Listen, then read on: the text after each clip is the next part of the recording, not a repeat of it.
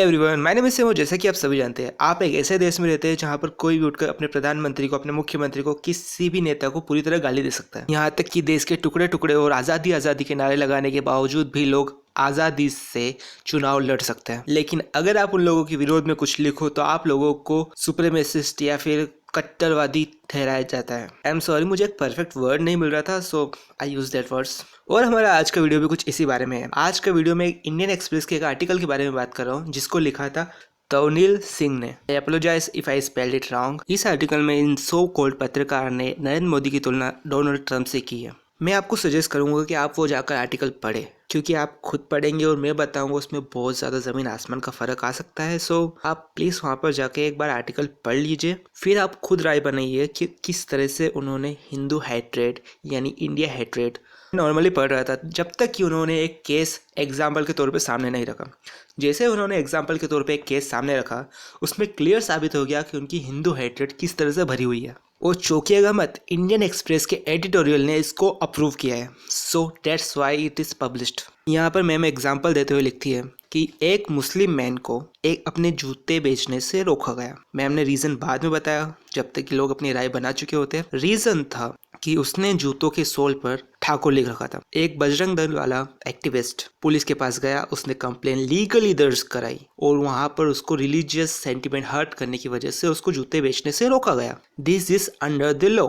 और मैम इसको क्या बताती है कि ये रूल ऑफ लॉ के खिलाफ है। How is that simple? बहुत सिंपल है ना। आप क्या सपोर्ट में जो भी जाए बिल्कुल सच है, वही सुप्रीम कोर्ट मास्टर है, ये है वो है, लेकिन आपके खिलाफ जरा सा कुछ हो जाए, पुलिस तानाशाह है, मोदी हिटलर है, एक्सेट्रा एक्सेट्रा। ये मैम नरेंद्र मोदी के बाद योगी आदित्यनाथ पे आती है कि वो मुस्लिम हेटर है, etcetera etcetera. You understand in लोगों की मेंटेलिटी क्या होती है। उसके बाद मैम आ जाती है CAA पर, यानी सिटीजन अमेंडमेंट एक्ट पर। मेरे को आज तक एक बात समझ में नहीं आती कि इन लोगों को क्या फर्क पड़ता है ऐसे बातें उकसाने से। इन द फैक्ट CAA किसी की नागरिकता नहीं छीन रहा, ये नरेंद्र मोदी जी बार बार क्लियर कर चुके हैं, लेकिन इनको फिर भी कोई फर्क नहीं पड़ता। इनको सिर्फ सुनना है तो सुनना है, बस सुनाना है तो सुनाना है। घर पे जाके कॉफी वॉफी पियेंगे, मस्त सो जाएंगे। बट इन दी एंड क्या होता है, आपने दिल्ली राइट्स देख चुके हैं, इनके बारे में तो ये आँख बंद करके बैठ जाते हैं, भाई क्यों हुए थे क्या पता, हम तो सो रहे थे।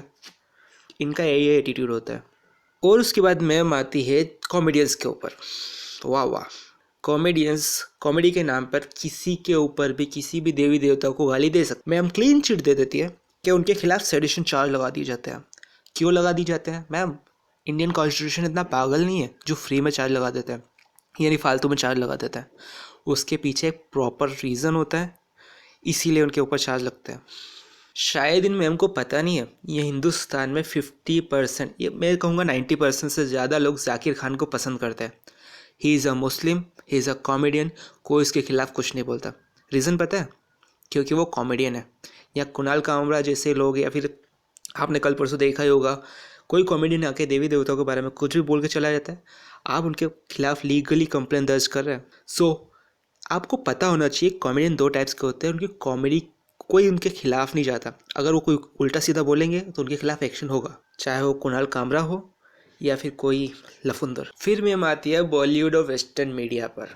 यार सबको पता है बॉलीवुड ने किस तरह हिंदूज को डिफेम किया है, और वेस्टर्न मीडिया, कभी BBC खोल के देख लेना, अल जजीरा खोल के देख लेना, आपको पता लग जाएगा कि इनकी मेंटेलिटी इंडियंस और हिंदूज के खिलाफ किस तरह है। इंडियन एक्सप्रेस और द हिंदू को तो आपको पता ही है कि ये किस तरह से परोसते हैं। मैं इंडियन एक्सप्रेस का ये आर्टिकल आपके सामने पेश कर रहा हूँ, सो आप लोग समझ ही गए होंगे कि ये आर्टिकल इंडियन एक्सप्रेस में छपा था। तो इंडियन एक्सप्रेस के बाद जाता है कि आपके पेपर में आर्टिकल छप रहे, तो ये बोल देंगे ये ओपिनियन पोल में छप। अरे ओपिनियन एक तरफा नहीं होता सर, ओपिनियन दोनों तरफ से छपते हैं। यहाँ पर हमेशा एक तरफा ओपिनियन देख देख के थक चुके हम लोग। It's why we don't trust you guys. और ये मैम इन जैसे लोगों को न्यू इंडियंस बोलती हैं। या हे हम न्यू इंडियंस, हमको पता है हम किस तरफ खड़े हैं। हम चाहते हैं कि इंडिया तरक्की करे, आगे बढ़े, इंडिया एक वर्ल्ड लीडर बने, ना कि वेस्टर्न मीडिया द्वारा दबाया जाए। We are new India because हम बॉलीवुड में कुछ भी ख़राब होता है तो हम उसके खिलाफ बोलते हैं। वी आर न्यू इंडिया क्योंकि हम टेक्नोलॉजी का यूज़ करना जानते हैं। वी आर न्यू इंडिया क्योंकि हमको पता है कहाँ हमारे साथ गलत हो रहा है। वी आर न्यू इंडिया क्योंकि हम आज आपको इंग्लिश में पढ़कर हिंदी में जवाब दे सकते हैं। वी आर न्यू इंडिया क्योंकि हम अपनी अहमियत जानते हैं। वी आर न्यू इंडिया क्योंकि फ्यूचर हमारा है। वी आर न्यू इंडिया क्योंकि हम दुनिया में अपनी छाप छोड़ना चाहते हैं। And we are new India क्योंकि हम अपने खिलाफ कुछ नहीं सुनने वाले। And we are new India. हम हर बात का मुंह तोड़ जवाब आपको ज़रूर देंगे, बिकॉज